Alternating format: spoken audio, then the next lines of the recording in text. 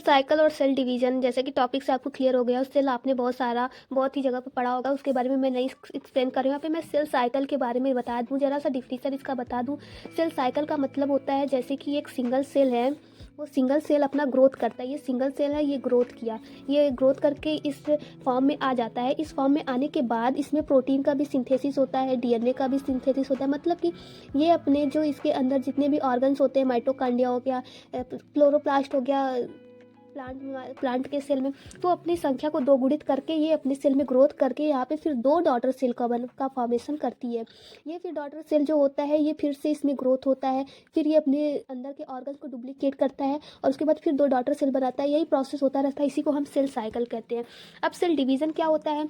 Cell division का मतलब एक मदर सेल है, ये अपने इसमें क्रोमोसोम संख्या हो गया और भी ऑर्गन्स हो गए, साइटोप्लाज्म हो गया, न्यूक्लियस हो गया, इसको 2 पार्ट में आधा आधा इधर आधा इधर डिवाइड करके यहाँ पे 2 डॉटर सेल का फॉर्मेशन कर लेती है। इसी को हम सेल डिवीजन कहते हैं। साइकिल में जो इसमें जीनोम होता है डुप्लीकेट कर जाता है, इसी को हम सेल साइकिल कहते हैं। ग्रोथ करता है, उसमें जो ऑर्गन डुप्लीकेट करता है और फिर प्रोसेस वही लगातार चलता रहता है, तो उसको हम सेल साइकिल कहते हैं। और सेल डिवीजन का मतलब ये है कि एक मदर सेल से 2 डॉटर सेल का फॉर्मेशन हो जाना सेल डिवीजन कहलाता है। चलिए यहाँ पे हम देखते हैं जो सेल साइकिल होता है वो 2 पार्ट में डिवाइड होता है। सबसे पहले जो पार्ट होता है उसको हम इंटरफेज कहते हैं और जो दूसरा पार्ट होता है उसको हम एम फेज कहते हैं। अब ये जो इंटरफेज होता है ये फर्दर डिवाइड होता है 3 पार्ट में। चलिए हम देख लेते हैं, इसको हम G1 फेज कहते हैं, दूसरा जो होता है इसको हम S फेज कहते हैं और जो तीसरा होता है उसे हम G2 फेज कहते हैं। अभी एम फेज को हम साइड में रखते हैं, पहले हम इंटरफेज के बारे में थोड़ा सा डिटेल बता देते हैं आपको। जो G1, इसका G1 का मतलब होता है ग्रोथ फर्स्ट फेज या फिर गैप फर्स्ट फेज, इसको हम लिखते हैं यहाँ पे, इसको हम गैप और ग्रोथ फेज कहते हैं। दूसरा S से होता है सिंथेटिक फेज और तीसरा जो होता है इसको हम ग्रोथ सेकेंड फेज कहते हैं या फिर हम इसे गैप सेकेंड कहते हैं। इसको हम डायग्राम के माध्यम से समझते हैं। सबसे पहले हम यहाँ पे देखिए एक सेल बना रहे हैं, ये देखिए ये सेल हो गया। हम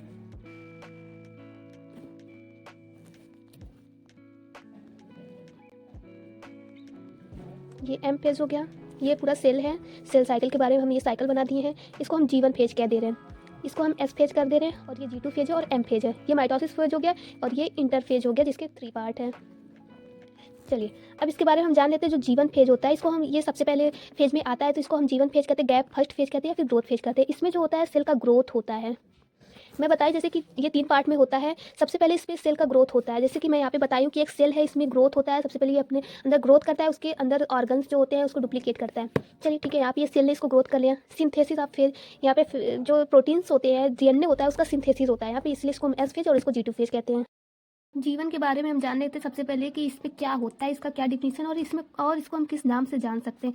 देखिए जो ये एम फेज है इसके पहले ये आ रहा है जीवन फेज, एम फेज के पहले, तो हम इसको पोस्ट एम फेज भी कह सकते हैं क्योंकि ये एम फेज के पहले आ रहा है। तो इसको हम एक और नाम दे सकते हैं,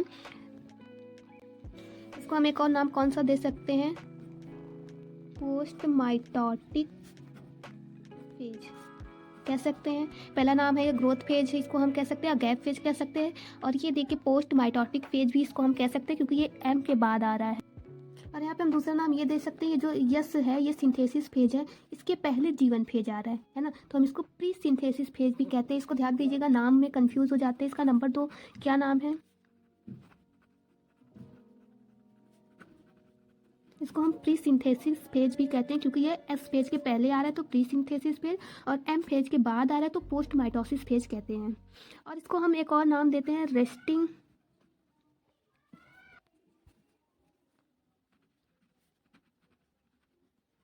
इसको रेस्टिंग फेज क्यों कहते हैं इसके बारे में भी मैं बता देती हूँ। यहाँ पे मैंने ये बता दिया कि इसको देखिए G1 phase, gap first phase या ग्रोथ फर्स्ट फेज भी कहते हैं। इसको पोस्ट माइटोसिस कहते हैं, क्यों कहते हैं मैं बता दी। प्री सिंथेसिस क्यों कहते हैं ये भी आपको पता है। रेस्टिंग फेज क्यों कहते हैं इसको मैं आपको आगे बताती हूँ। देखिए जो सेल साइकिल होता है इसका 50% ये कवर करता है G1 फेज। G1 फेज जो होता है ये होल साइकिल का सबसे लॉन्गेस्ट फेज होता है, तो हम इसको लॉन्गेस्ट फेज आप सेल साइकिल भी कह सकते हैं। किसको, G1 को। G1 को हम इसमें, क्योंकि ये इसको हम रेस्टिंग फेज क्यों कहते हैं, क्योंकि यहाँ पे जो होता है ये रेस्ट नहीं करता, यहाँ पे सेल सो नहीं जाता, यहाँ पे ये सिंथेसिस करता है, प्रोटीन का सिंथेसिस करता है, बाकी प्रिपरेशन करता है आगे के प्रोसेस के लिए, ये रेस्ट नहीं करता है। ये फेज जो होता है वो सबसे लॉन्गेस्ट होता है, यहाँ पे ये बहुत स्लोली वर्क करता है, इसलिए हम इसको रेस्टिंग फेज भी कहते हैं। जैसा कि मैं बताई कि इसमें जो ग्रोथ फेज है इसमें सेल का ग्रोथ होता है। ये मियोसिस और सिंथेसिस फेज के बीच का पार्ट होता है। ये पूरे सेल का जो होता है 50% कवर करता है। ह्यूमन में मैं बता दूं 24 घंटा सेल डिवीजन सेल साइकिल में लगता है, जिसमें से 95% जो होता है वो इंटरफेज का होता है और जो 5% है वो माइटोसिस फेज का होता है। यहाँ पे आपको बता दूं कि जीवन का मीनिंग क्या है, इसके अंदर डिफिनीशन क्या आएगा, इसका वर्क क्या होगा, ग्रोथ फेज का मतलब क्या होता है। ग्रोथ फेज का मतलब ये है कि जैसे कि हम कुछ बना रहे हैं, उसको बनाने के लिए हमें अपने ग्रोथ को बढ़ाना पड़ेगा, वहाँ पे सब कुछ डबल करना पड़ेगा। जैसे कि हमको ये जो भी सेल जीवन फेज में आता है, वो एक्टिव रहता है मेटाबॉलिक के में वो एक्टिव रहता है, पर उसमें सेल डिवीजन नहीं होता है, बस वो एक्टिव रहता है। लेकिन जैसे लोग सोचते हैं कि रेस्टिंग फेज है तो सेल यहाँ पे कोई भी वर्क नहीं करेगा, जी नहीं, इसको हम प्रिपरेटिंग फेज भी कहते हैं। एक नाम इसका और है, मैं लिख दे रही हूँ, इसको हम प्रिपरेटिंग फेज कहते हैं। मीन्स इसमें जो होता है ये प्रिपेयर करने के लिए जीवन फेज में जितने भी सेल होते हैं वो एस फेज में जाने के लिए प्रिपेयर्ड हो जाते हैं। चलिए हम एग्जांपल आपको बताते हैं। जैसे कि हमको कोई भी सामान बनाना है, उसके लिए पहले हमको उसके सारे मटेरियल को जुटाने पड़ेंगे, उसके बाद ही हम कोई सामान बना सकते हैं, डायरेक्टली तो नहीं बना सकते ना। तो ऐसे यहाँ पे यस फेज के मतलब सिंथेसिस फेज में जाने के लिए जीवन फेज है, जो भी इसमें लगेगा सामान उसके लिए ये यहाँ पे सब कुछ तैयार करके रखता है कि ये इसमें ईजिली जाके बस अपना वर्क कंप्लीट करे, इसको कुछ करना ना पड़ेगा, ऑलरेडी सब कंप्लीट करके रखा रहता है। तो देखिए यहाँ सबसे पहले जो डीएनए है वो तो जेनेटिक मटेरियल है, वो दूसरे सेल में तो जाएगा, उसके लिए उसको अपने डीएनए का कॉपी बनाना पड़ेगा, उसको डुप्लीकेट करना पड़ेगा। और भी सेल ऑर्गेनल है जो कि डुप्लीकेट होते हैं, लेकिन अभी यहाँ पे हम डीएनए का डुप्लीकेट कर रहे हैं। तो जो डीएनए है उसको हम पहले सबसे, अगर हम उसकी कॉपी बना रहे हैं डीएनए का कॉपी, तो हमें एस फेज में होगा, लेकिन उसमें लगने वाले मटेरियल का प्रिपरेशन हम जीवन फेज में ही करते हैं। तो जीवन फेज में हमें सबसे पहले इसके प्रिपरेशन के लिए देखिए एनर्जी की ज़रूरत होगी, तो हम एनर्जी एटीपी से लेते हैं।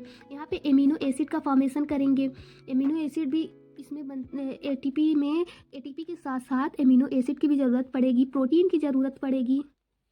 और यहाँ पे ये नेट में लिखी है, इसका मतलब है न्यूक्लियोटाइड डीएनए का रॉ मटेरियल जो है, उसमें एडिनिन ग्वानिन जो भी लगते हैं वो न्यूक्लियोटाइड के अंदर आते हैं। तो डीएनए का कॉपी बनाने के लिए ये तो हमें ज़रूरी है इसका लेना।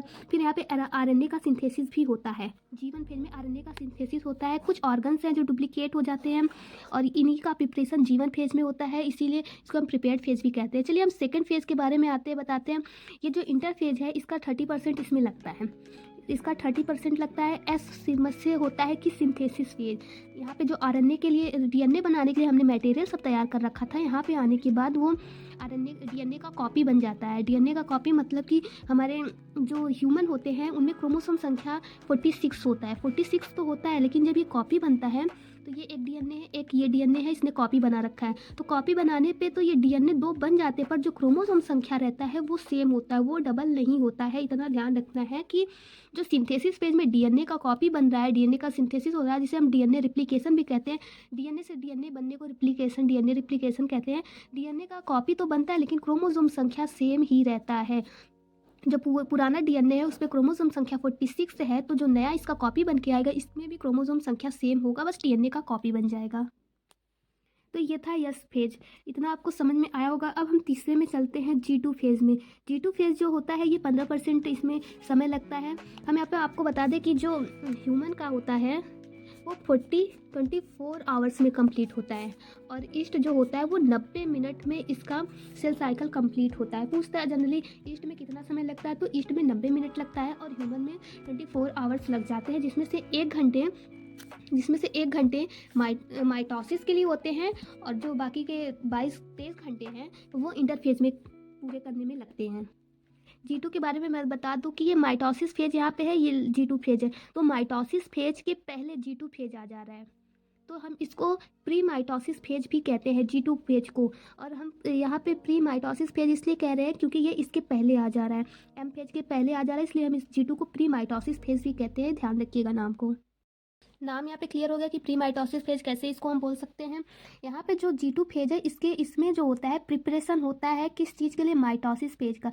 ये प्रिपरेटिव, इसमें हम प्रिपेयर करते हैं M फेज में जाने के लिए। तो कैसे प्रिपेयर करेंगे, हमको क्या चीज़ की ज़रूरत पड़ेगा कि हम बस इसमें जाके हमको वो काम करना है, बाकी मैं पहले से यहाँ पे तैयारी कर लूँ। तो देखिए यहाँ पे जो होता है ऑर्गेनेल्स होते हैं वो डबल हो जाते हैं। ऑर्गेनेल्स में क्या क्या आते हैं मैं यहाँ पे अब बता दे रही हूँ।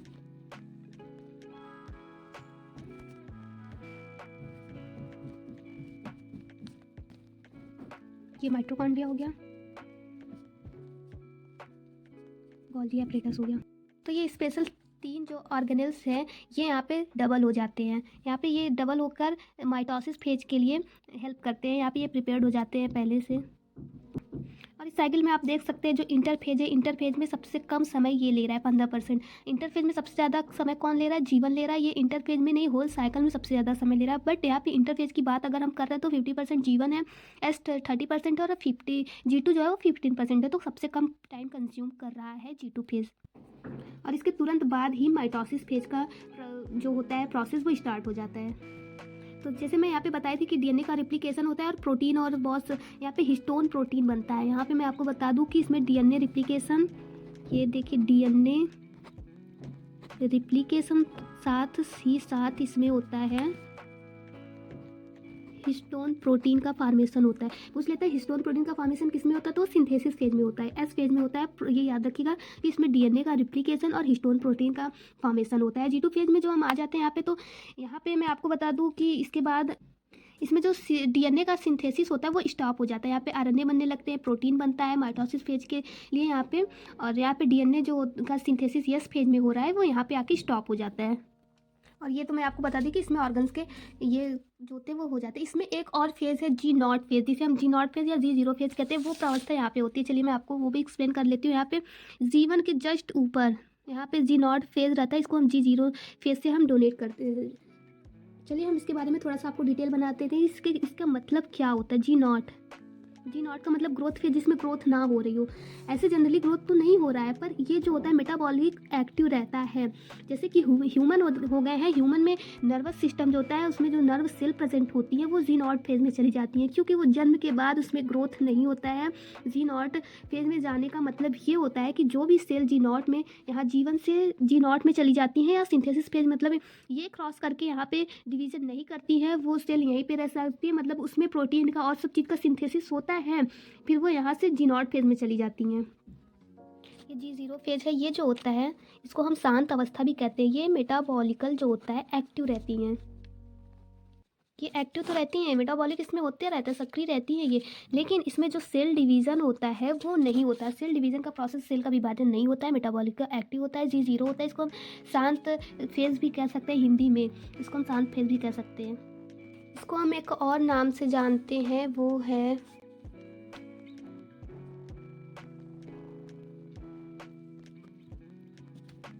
इसको हम क्यूसेंट फेज भी कहते हैं। G0 फेज को हम क्यूसेंट फेज भी कहते हैं। इसका एग्जांपल में हम ले लेते हैं, जैसे कि नर्व सेल हो गया।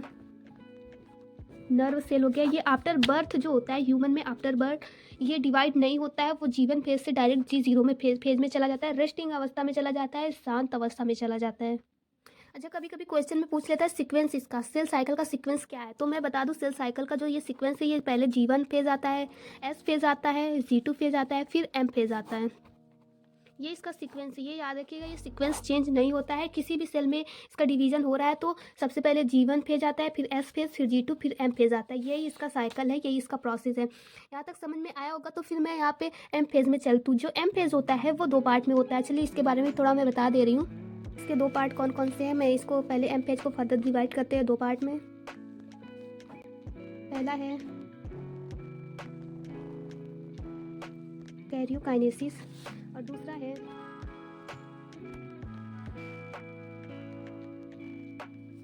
साइटोकाइनेसिस।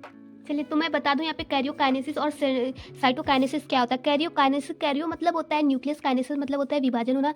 मतलब जब सेल का डिवाइड कर रहे हैं हम सेल को, तो सबसे पहले उसका न्यूक्लियस जो होता है वो डिवाइड हो गया, तो न्यूक्लियस का डिवाइड हो जाना कैरियोकाइनेसिस कहलाता है।